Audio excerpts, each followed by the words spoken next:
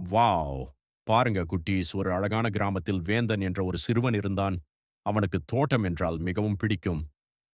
ஒரு நாள் மாலை அவன் தோட்டத்தில் விளையாடிக் கொண்டிருந்தபோது சிறகுகள் மின்னும் ஒரு வித்தியாசமான மந்திர பட்டாம்பூச்சியை பார்த்தான். அந்த பட்டாம்பூச்சி வேந்தனின் மூக்கின் மேல் வந்து அமர்ந்தது. உடனே வேந்தனுக்கு ஒரு ஆச்சரியம். அவனால் செடி, கொடிகள் பேசுவதை கேட்க முடிந்தது. தாகமாக இருக்கிறது, தாகமாக இருக்கிறது என்று ஒரு ரோஜா செடி மெதுவாகச் சொன்னது. வேந்தன் உடனே ஓடிச் சென்று ஒரு வாளியில் தண்ணீர் எடுத்து வந்தான். வாடியிருந்த ரோஜா செடிக்கும் மற்ற செடிகளுக்கும் அன்போடு தண்ணீர் ஊற்றினான். தண்ணீர் குடித்த மகிழ்ச்சியில் செடிகள் பூக்களை அசைத்து வேந்தனுக்கு நன்றி சொன்னன. அந்த மந்திர பட்டாம்பூச்சி மீண்டும் வேந்தனின் தலையை சுற்றி பறந்தது. இப்போது வேந்தனுக்கு ஒரு விஷயம் புரிந்தது. இயற்கைக்கு நாம் உதவி செய்தால் அது நமக்கு பல மடங்கு மகிழ்ச்சியை தரும். அன்றிலிருந்து வேந்தன் தினமும் செடிகளை பராமரிக்கத் தொடங்கினான். நீதி: இயற்கையை நேசிப்போம், உலகை காப்போம்.